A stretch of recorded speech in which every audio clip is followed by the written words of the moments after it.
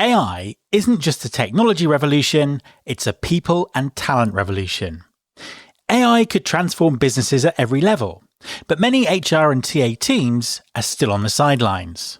The reality is, AI adoption, workforce transformation, and enterprise strategy aren't just IT or executive priorities, they're fundamentally people challenges. So, how are CPOs and CHROs currently thinking? And what should they do to shape the future? Keep listening to find out. Support for this podcast is provided by iCIMS. iCIMS is the hiring platform that you'll never outgrow. I've got to tell you, some of their customers have some really cool stories about how their hiring and businesses have changed with iCIMS, like Eagleview, a tech company that saved $2 million on their recruitment marketing and now hires twice as fast. There's Benefit Cosmetics, a popular brand that saves 20 minutes per candidate during their screening process. And of course, Kingfisher, the home improvement company that will be very familiar to European listeners. Kingfisher increased their job offer acceptance rate threefold. These are just a few examples. For the last 25 years, iCIMS has helped thousands of the world's largest and fastest growing brands hire the talent they need, often in challenging and competitive markets. Names like Microsoft, PetSmart, Children's National Hospital, Greyhound Lines, and the Cheesecake Factory. iCIMS' comprehensive hiring platform helps enterprise organizations hire by employing AI where and how you need it. To learn more, visit icims.com. That's ICIMS.com.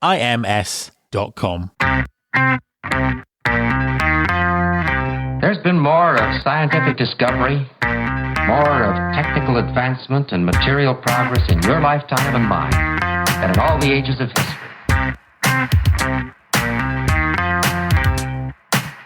Hi there, welcome to episode 683 of Recruiting Future with me, Matt Alder. AI is already reshaping how businesses operate, creating both new opportunities and new risks. However, many HR and TA leaders are still treating AI as an operational tool rather than what it really is, a strategic driver of workforce transformation. AI has the potential to redefine jobs, skills, and ways of working at an unprecedented pace. And organisations that fail to integrate HR into their AI strategy risk falling behind. At the same time, the talent market remains unpredictable, employee movement is slowing, and retention is more critical than ever. While some companies are racing to adapt, others are taking a wait-and-see approach. But, as we've seen before, hesitation in times of change comes with consequences. HR and talent leaders have a rare opportunity to step up, not just to improve hiring, but also to influence enterprise-wide strategy. My guest this week is Laura Coccaro, Chief People Officer at iCIMS. With access to one of the world's most comprehensive hiring datasets, Laura has a unique perspective on the intersection of AI, talent, and business strategy. In our conversation, we discuss why HR must take ownership of AI's impact on the workforce, how businesses can future-proof their talent strategies, and what talent leaders need to do now to stay ahead of the curve. Hi, Laura, and welcome to the podcast. Hi, Matt. Thanks so much for having me. It's an absolute pleasure to have you on the show. Please, could you introduce yourself and tell everyone what you do? Absolutely. So my name is Laura Coccaro. I'm the Chief People Officer at iCIMS. Here at iCIMS, we are a leading provider of talent acquisition technology, and we enable thousands of enterprises worldwide to hire great people. And the way that we think about our platform is that we're a hiring platform that organizations will never outgrow. You're a Chief People Officer. It's only February, and 2025 is already proving to be an extremely disruptive year with a huge amount of things going on. How are Chief People Officers thinking about 2025 at the moment? What's on your radar? What's on your agenda? What are the biggest issues from your perspective? Yeah, absolutely. You're right. 2025 is coming in fast and furious. I think it's going to be an exciting year. And certainly for my CHRO and Chief People Officer colleagues, it's going to be no exception. There is a lot on my mind, and I know on the minds of my peers, but I think, what I'm watching very, very closely right now is the broader talent market and the talent availability that we are up against. and also just really watching closely how we need to be thinking about AI in the context of not just how we enable ourselves as HR functions, but also, enterprise-wide, what it's going to have impact on our broader businesses. So let's dig into both of those. So starting with the talent markets, talent availability, what's the current market like? What's happening? What are the trends? It's so interesting. The jury is still out for sure on what the market is going to do overall in 2025. One of the things that we are really fortunate to have at iCIMS is a robust data set. So our platform processes hundreds of millions of applications and, over 5 million hires globally last year. And so what that gives us is a really rich data set to understand some of where we're seeing the market move. And, one of the things that we're seeing is that it was a really quiet couple of months. It seems that both employers and candidates are starting to poke their heads up and see what's happening after a couple of really quiet months of hunkering down. We're seeing job openings spike. We saw an upward trend of 35% in January, more openings come out, and we're also seeing a lot of application volumes up.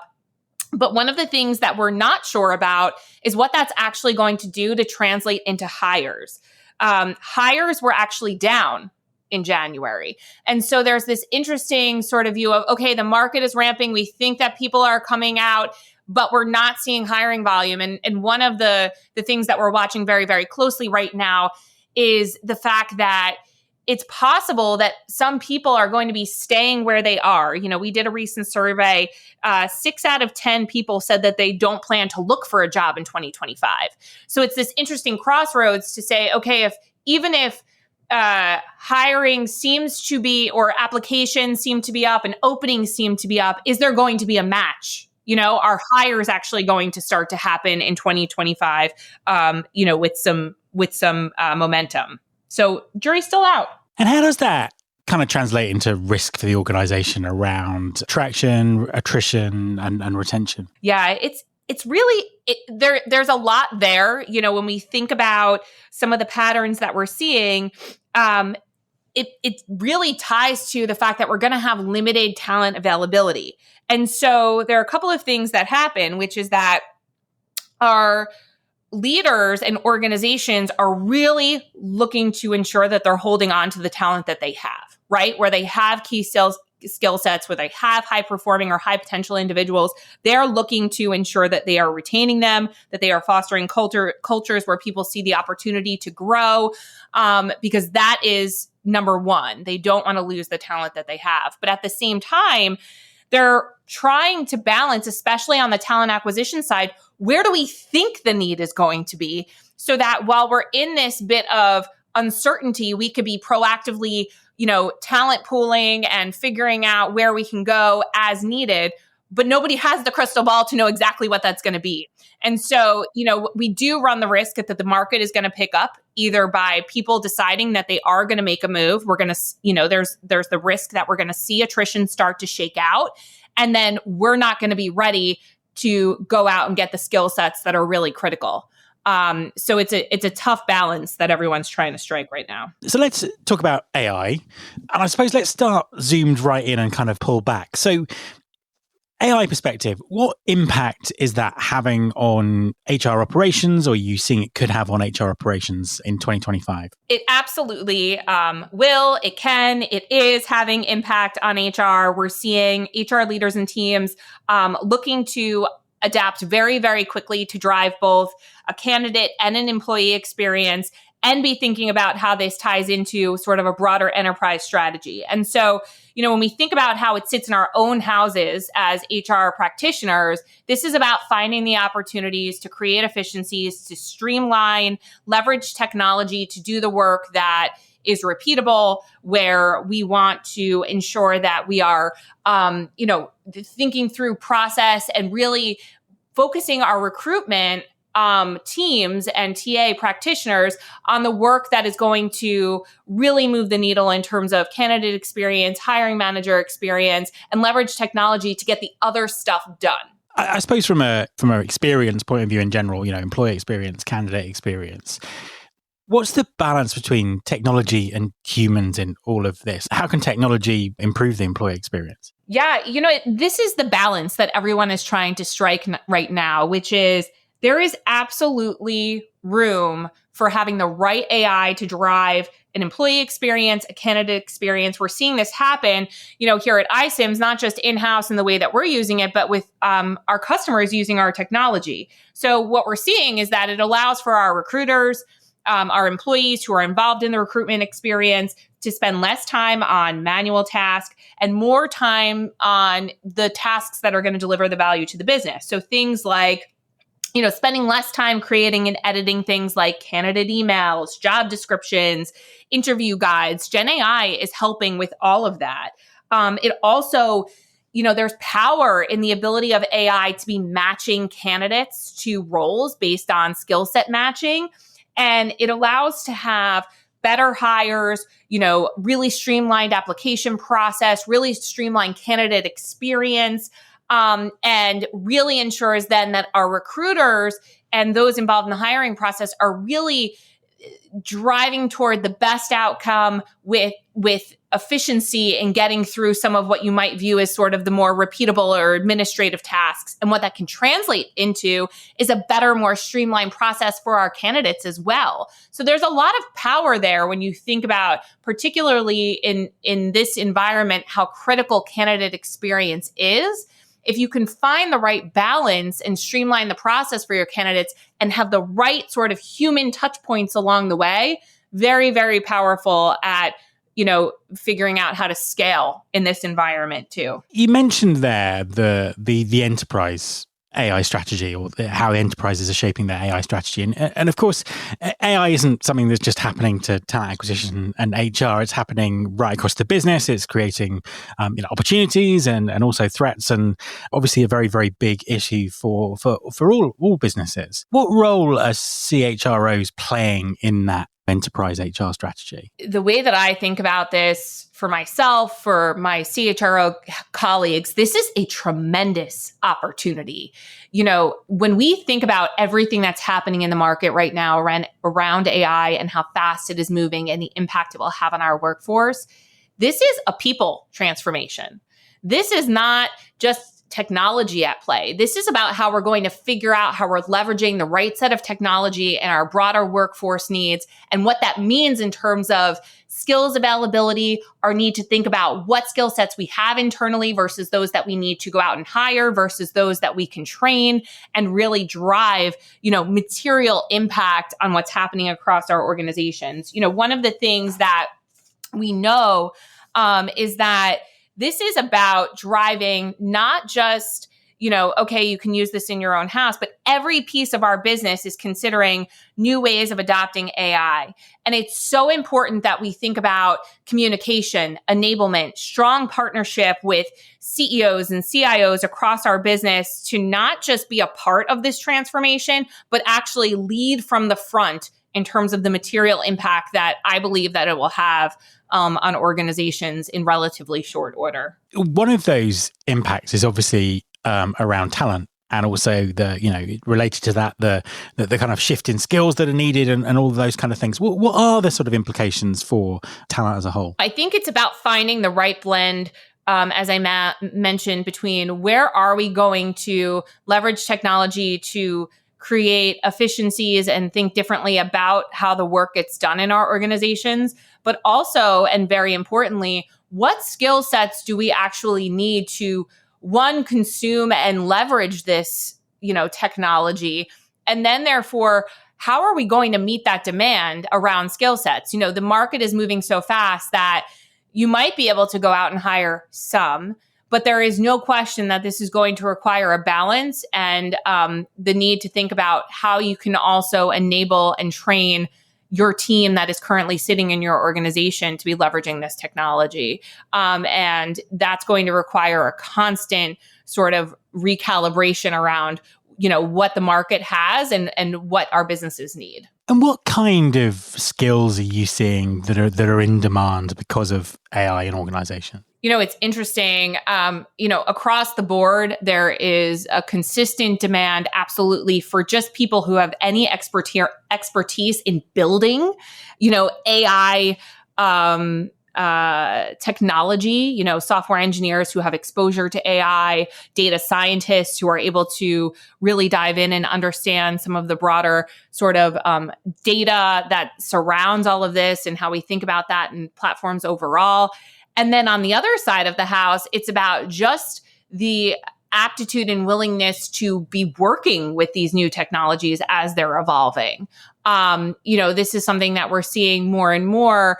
It's even a discussion point when we think about our candidates leveraging AI in the process. Is that how should we be thinking about that, right? And my point of view on this is that we should, of course, be expecting that our candidates out in the market are using AI responsibly, that they're doing it credibly.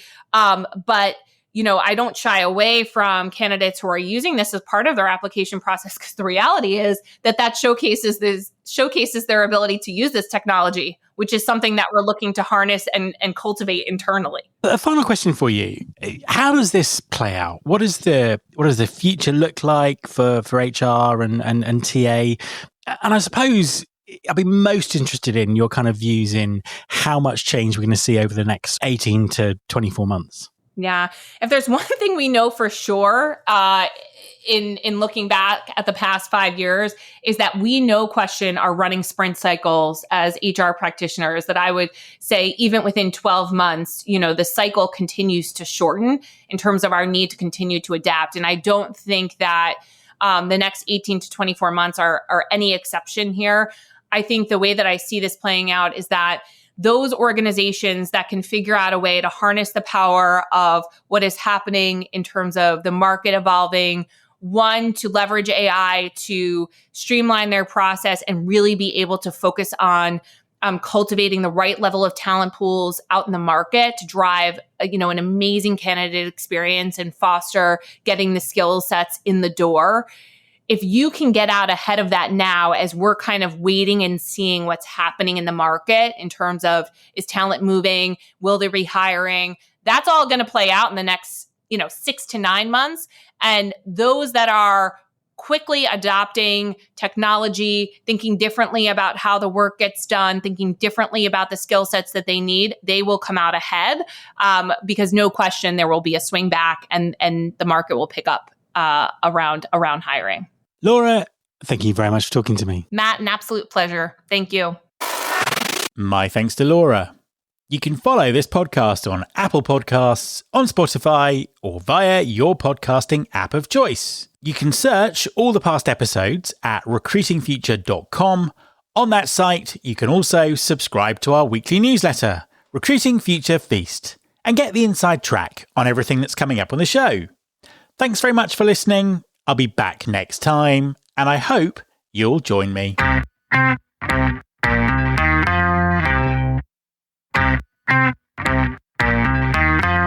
This is my show.